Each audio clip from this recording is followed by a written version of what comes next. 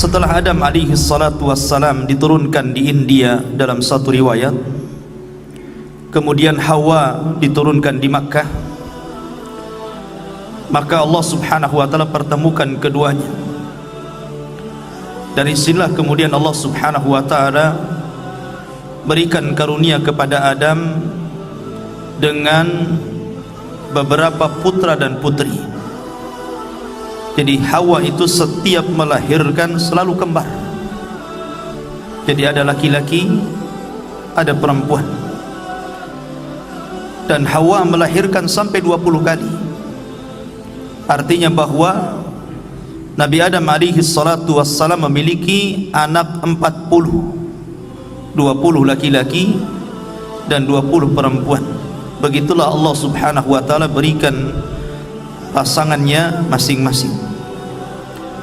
Maka di antara putra dan putri Adam alaihi salatu wassalam, yang paling sulung atau yang paling besar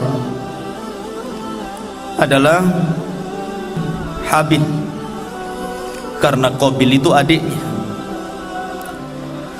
Lah karena keduanya sudah dewasa, maka Allah subhanahu wa ta'ala mensyariatkan kepada Adam untuk menikahkan keduanya. Maksudnya pasangan Habil dinikahkan dengan Qabil dan pasangan Qabil dinikahkan dengan Habil. Lah kebetulan Habil ini ketika dilahirkan pasangannya itu kurang cantik, berbeda dengan Qabil, pasangannya sangat cantik sekali. Ketika Allah subhanahu wa ta'ala memerintahkan Adam agar Habil menikahi kembarannya Qabil dan Qabil menikahi kembarannya Habil, naluri Qabil berjalan. Kalau saya menikahi kembaran Habil, istri saya tak cantik. Enak kali si Habil itu dapat pasangannya. Dari sini kemudian ikhwafilin muliakan Allah subhanahu wa ta'ala, syaitan datang memberikan was-was kepada Qabil. Akhirnya Qabil memiliki penyakit yang disebut dengan hasad. Inilah penyakit yang pertama kali muncul di bumi. Karena hasad itu penyakit yang pertama kali muncul di langit ketika iblis hasad kepada Adam, dan hasad pula penyakit yang muncul pertama kali di bumi ketika hasadnya Qabil kepada Habil. Lah di sini ikhwafilin muliakan Allah subhanahu wa ta'ala, Allah subhanahu wa ta'ala menggambarkan kisah ini di dalam surah Al-Maidah ayat 27, 28, 29 dan 30 serta 31. Allah subhanahu wa ta'ala berfirman, "Watslu alaihim naba abnai Adam bil haq." Bacakan wahai Muhammad kepada mereka tentang kabar dua putra Adam bil haq, dengan kebenaran. Idz qarraba qurbanan, ketika keduanya berkurban, mendekatkan diri kepada Allah subhanahu wa ta'ala. Fatuqbila min ahadihima, tapi Allah hanya menerima satu di antara keduanya. Walam yutaqabbal minal akhar, dan Allah tidak menerima kurban yang lainnya. Qala, berkata salah satunya, la aqtulannaka, saya akan bunuh engkau. Qala, maka orang yang dibunuh itu mengatakan, yang akan dibunuh itu mengatakan, innama yataqabbalullahu minal muttaqin, sesungguhnya Allah hanya menerima kurbannya dari hamba-hambanya yang bertakwa. Kisahnya begini ikhwan. Jadi ketika Nabi Adam alaihi salatu wassalam memerintahkan putranya ini menikah, Qabil ini menolak, tidak mau. Enak saja saya menikahi wanita yang kurang cantik, saya mau tetap dengan kembaran saya. Adam ini bukan bapak diktator, bukan bapak yang artinya memaksakan anak-anaknya, tidak. Dia tetap berusaha supaya Qabil ini mau menerima perintah Allah. Dari situlah kemudian Adam alaihi salatu wassalam berdoa, maka turunlah syariat untuk kurban. Ketika ada putusan untuk berkurban, Maka Habil kemudian berkurban dengan hartanya, karena dia seorang peternak, maka dia kurbankan kambing terbaiknya.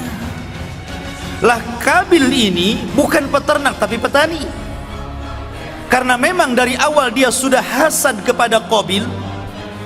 Kemudian dia melihat pandangan berbeda kepada ayahnya, seolah-olah ayahnya berpihak kepada Habil. Dari situlah kemudian Qabil pun seolah-olah tidak terima dengan perintah Allah. Makanya kemudian dia asal-asalan mengambil buah-buahan yang jelek gitu kan, yang kalaupun diberikan kepada binatang tidak mau makan bahasanya. Tapi karena itulah Qabil marah gitu kan, dia bawa sekeranjang buah-buahan yang buruk dinaikkan ke atas gunung. Di sini Allah Subhanahu wa taala berfirman dalam Al-Qur'an ini, "Idz qarraba qurbanan fatuqbila min ahadihima." Maka Allah hanya terima satu saja dari keduanya, walam yutaqabbal minal akhar. Allah kirimkan api dan hanya melahap kambingnya si Habil saja. Maka ketika Qabil melihat bahwa kurban dia ditolak, marah dia. Kemudian dia mengatakan, la aqtulanna, kubunuh kamu, kubunuh kamu. Maka kemudian Habil hanya mengatakan, qala innama yataqabbalullahu minal muttaqin. Dia nasihatkan kepada adiknya, sesungguhnya Allah itu hanya menerima dari hamba-hambanya yang bertakwa. Dari sini ikhwafidin muliakan Allah Subhanahu wa taala, Allah ajarkan kepada kita semua dari kisah Habil dan Qabil ini, bagaimana Habil memberikan bantahan kepada saudaranya yang hendak membunuhnya. Dan ini akhlak bagi kita ikhwan. Apa kata Habil ketika dia tahu diancam akan dibunuh? Sebenarnya disebutkan dalam tarikh, Habil ini orangnya besar ya, kekar, lebih kuat dibandingkan adiknya Qabil. Kalaupun keduanya bergulat, pasti kalah adiknya itu. Lah apa yang diajarkan Habil kepada kita? Allah mengatakan, la imbasatta yadaya, la imbasatta ilayya yadaka litaktulani ma ana bibasiti yadiya ilayka liaktulak. Jika engkau arahkan tanganmu untuk membunuh diriku, maka tanganku tidak akan aku ulurkan untuk membunuh dirimu. Inni akhafullah, karena saya takut kepada Allah Rabbal Alamin, Rabb yang menguasai alam semesta ini. Disebutkan oleh Al-Imam Ibnu Katsir rahimahullahu taala dalam Bidayah wa Nihayah. Beliau mengatakan, ketika suatu waktu Habil ini telat pulang. Ketika itu Adam alaihi salatu wassalam memerintahkan Qabil untuk mencari Habil. Dicarinya Qabil ini, Habil ini oleh Qabil. Rupanya setelah dia mencarinya itu, dia melihat abangnya sedang tertidur. Maka dia ambil batu, kemudian batu besar dibenturkan di kepalanya. Meninggallah Habil ini. Lah ketika meninggal ikhwafidil muliakan Allah Subhanahu wa taala, Qabil pulang seolah-olah tidak bersalah dia. Ketika itu lama Adam kehilangan Habil. Akhirnya Qabil itu mulai diliputi rasa takut dan menyesal. Kemudian dia pun pergi meninggalkan Adam alaihi salatu wassalam. Dia ambil lagi jasad Habil, kemudian dia bawa ke sana kemari. Ada yang mengatakan dalam sebuah riwayat sampai bertahun-tahun. Artinya Allah Subhanahu wa taala rawat jasad Habil, tidak musnah di makan tanah itu kan. Bertahun-tahun bingung dia harus diapakan jasad ini. Sampai pada suatu waktu akhirnya kemudian Allah Subhanahu wa taala mengutus ghuraban, fa ba'atsallahu ghuraban. Maka Allah Subhanahu wa taala kirimkan burung ghurab, burung gagak. Ketika itu gagak ini sedang ngorek-ngorek tanah dengan kakinya. Dari situlah kemudian terinspirasi si Qabil ini untuk menguburkan Habil. Dari situlah kemudian Qabil menguburkan Habil, dan belakangan Adam tahu. Lah kemudian Adam alaihi salatu wassalam pun dicabut nyawanya, dan dialah Nabi yang pertama yang wafat di permukaan bumi. Lah ketika Adam alaihi salatu wassalam wafat, maka mulailah beranak pinak keturunannya yang ada di bukit, dan Habil pun beranak pinak keturunannya yang ada di lembah. Dari sini ikhwah fillah dimuliakan Allah Subhanahu wa taala, Allah Subhanahu wa taala mulai memisahkan mana orang-orang yang baik, mana orang-orang yang jahat. Sampailah kemudian Allah Subhanahu wa taala mengutus Nabi Allah Syith. Nabi Allah Syith ini ikhwan masih putra Adam, karena dia dalam bahasa Arab itu hibatullah. Allah hadiahkan kepada Adam pengganti Habil ini seorang nabi namanya Syith. Dan Allah memberikan 50 lembar sahifah kepada Syith. Makanya ada hadis yang mengatakan Allah menurunkan kitab dari langit itu sebanyak 104 kitab. Yang 4 ma'ruf, Taurat, Zabur, Injil, Taurat, Zabur, Injil dan Al-Quran, itu yang 4. Yang 100 itu disebut suhuf namanya. Yang 50 suhuf lembaran diberikan kepada Syith. Kemudian yang 30 diberikan kepada Idris. Kemudian yang 10 diberikan kepada Ibrahim, dan yang 10-nya lagi diberikan kepada Musa selain Taurat.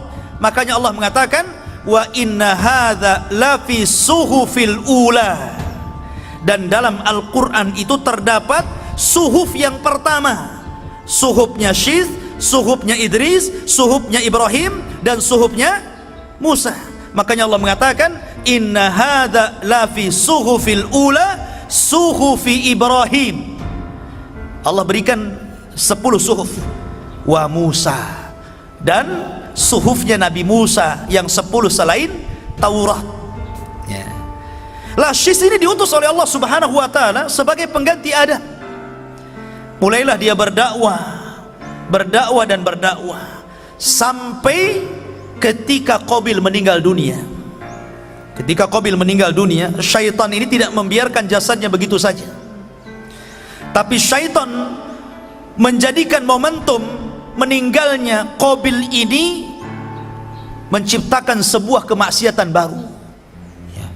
Kalau sebelumnya setan sudah membuat kemaksiatan hasad, kemudian pembunuhan, ini maksiat yang nomor 2. Ini yang nomor 3 lain lagi. Jadi ketika kematian Qabil itu, syaitan menjelma menjadi orang soleh, kemudian mendatangi kabilahnya Qabil ini dan mengatakan, kalian tidak boleh langsung menguburkan bapak kalian Qabil, tetapi hendaklah dimuliakan dulu, biarkan jasadnya dulu, jangan langsung dikuburkan, hormati kematiannya. Dari situlah kemudian orang ini, maksudnya iblis yang menjelma sebagai manusia ini, menciptakan alat musik ya, namanya seruling, mizmar. Makanya Rasul mengatakan sautul mizmar min sautis syaitan, suara seruling itu suara setan ya. Lah ini iblis ini menciptakan suara seruling, dia menciptakan seruling kemudian ditiup.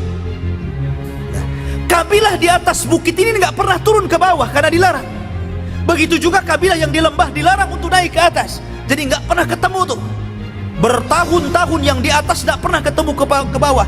Begitu juga yang di bawah nggak pernah ketemu di atas. Rupa mereka seperti apa wallahu a'lam. Tapi Allah Subhanahu wa taala takdirkan, karena Qabil ini istrinya cantik, maka wanita-wanitanya semuanya cantik.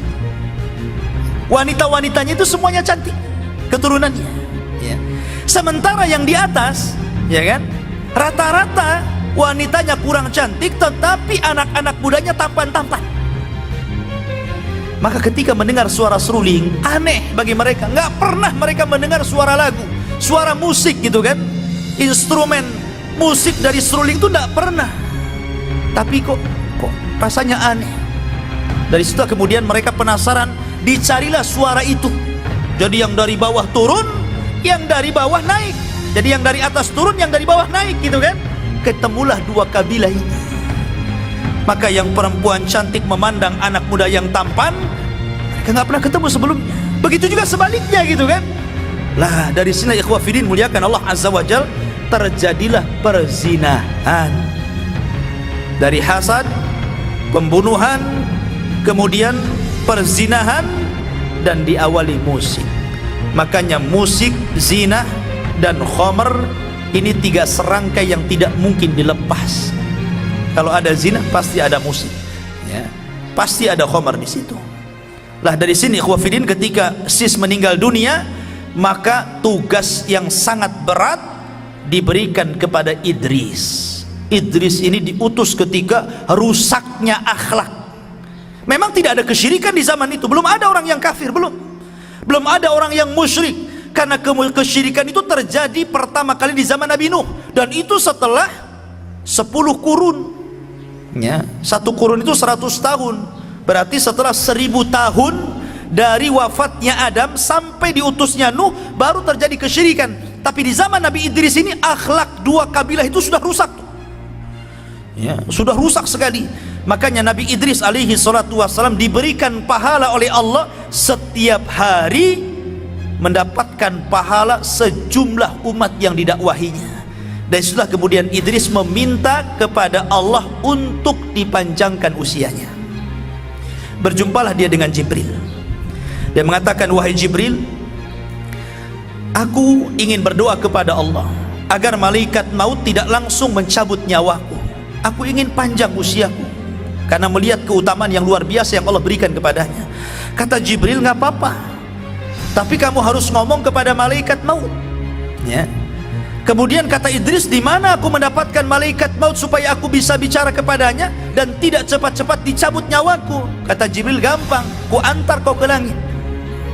Maka akhirnya Idris pun diangkat oleh Jibril ke langit pertama, kedua, ketiga, sampai keempat. Dan ini diisyaratkan dalam Al-Quran, wa rafa'nahu makanan aliyah, kami angkat Idris ke tempat yang tinggi, maksudnya ke langit keempat.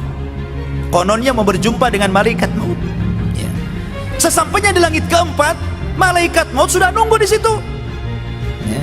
Belum dipanggil sudah muncul. Yang heran Jibril. Kata Jibril, ya malakal maut, kenapa kamu ada di sini? Kata malaikat maut, wahai Jibril, barusan Allah memerintahkan aku untuk mencabut nyawa manusia di langit keempat. Aku pun heran, mana ada manusia di langit keempat. Rupanya tidak ada manusia di langit keempat kecuali Idris. Idris mau nawar supaya dipanjangkan usianya, malaikat maut hari itu pula diperintah untuk mencabut nyawanya. Idza jaa ajaluhum la yastakhiruna sa'atan wa la yastaqdimun. Kalau ajal sudah datang, nggak mungkin telat, nggak mungkin maju, pasti pas waktunya. Maka Idris pun kemudian dicabut nyawanya. Satu-satunya nabi yang meninggal di langit hanyalah Idris.